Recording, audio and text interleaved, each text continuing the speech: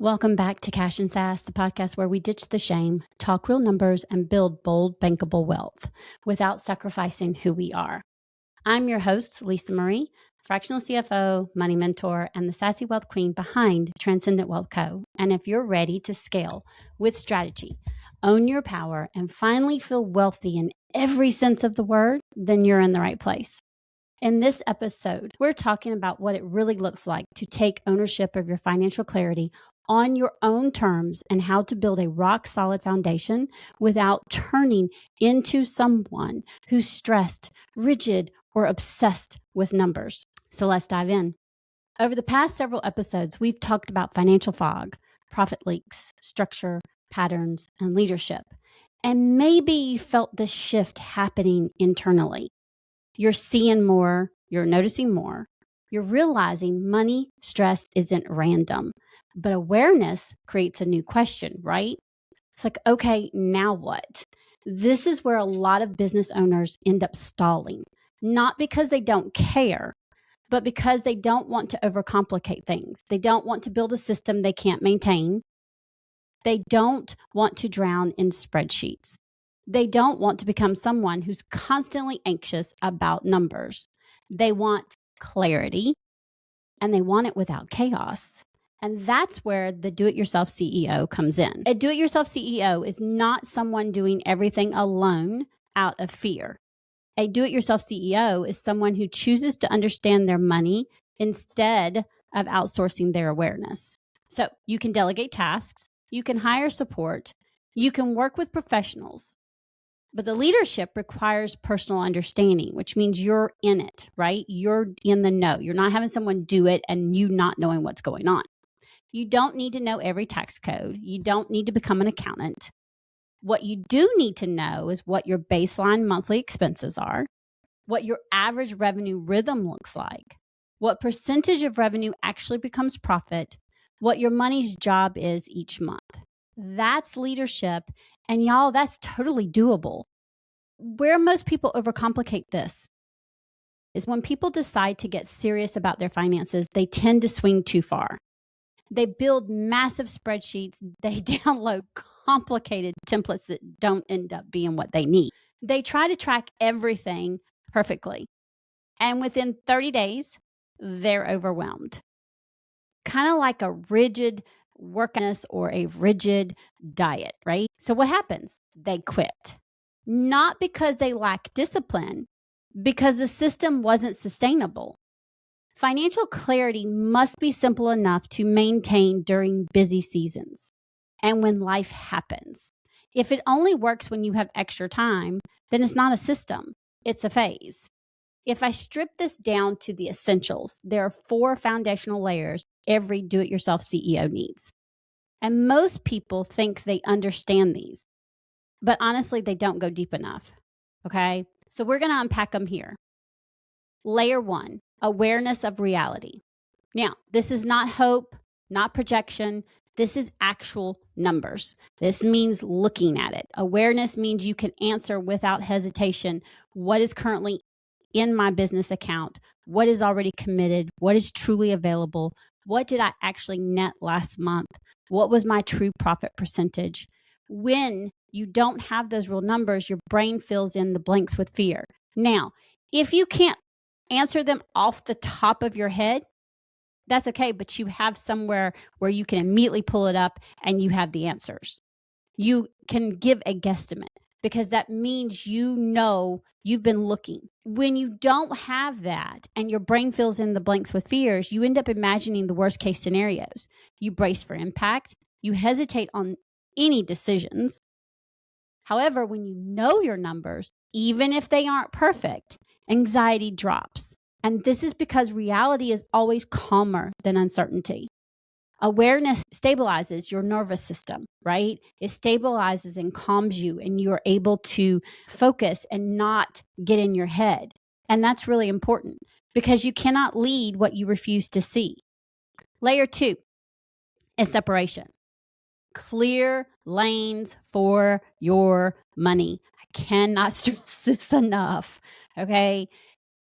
Operating, taxes, profit, your pay, and growth. Okay. When everything sits in one account, money has no direction.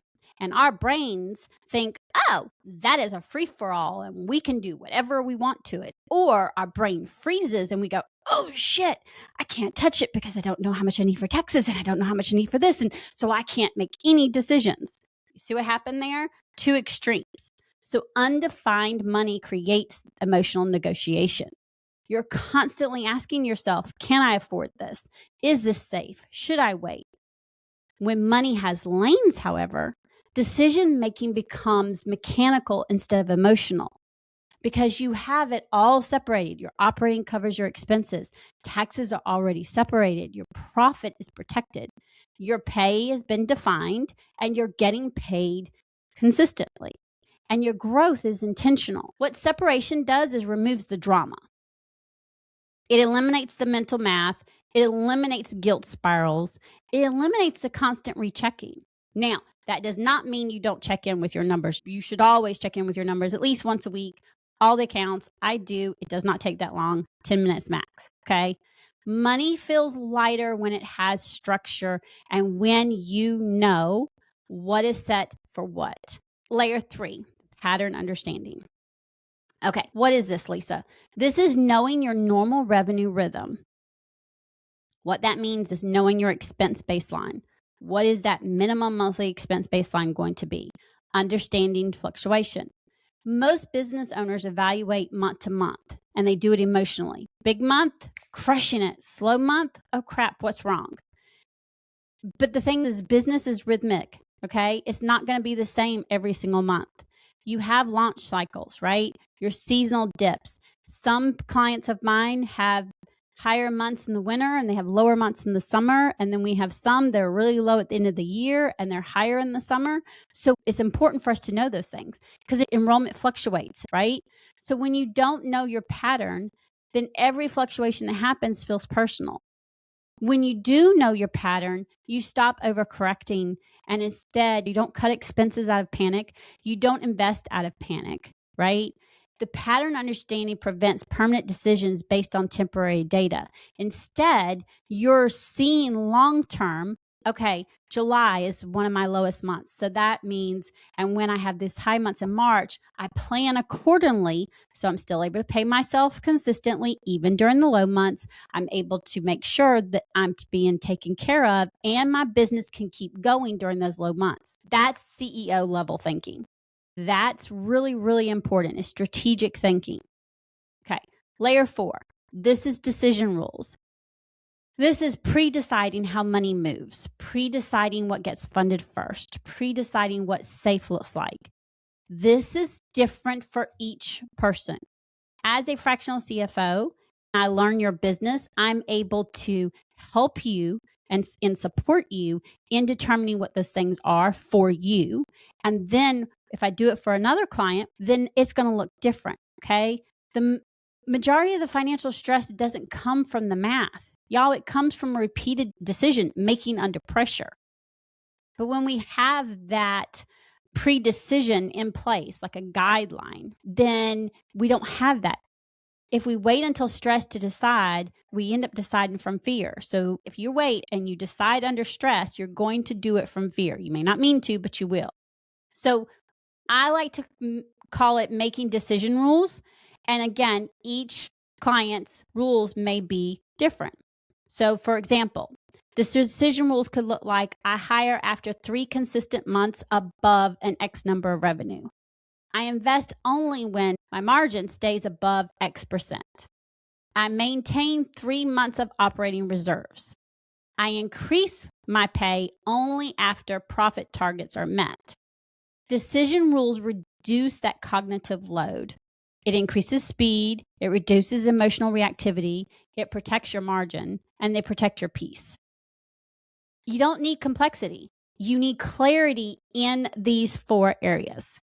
Now, if you want to build clarity without overwhelm, I want you to begin here. Step 1, define your baseline. What does it cost to operate your business monthly consistently? List every reoccurring obligation. This number removes fantasy, yet means you need to look at your numbers, y'all. Okay, you have to know your baseline. When you don't know your baseline, every dip will feel catastrophic. When you do know it, revenue becomes contextual, meaning, okay, I've got the context. I know what I need to do. I know what my baseline is. That baseline replaces the emotional guessing.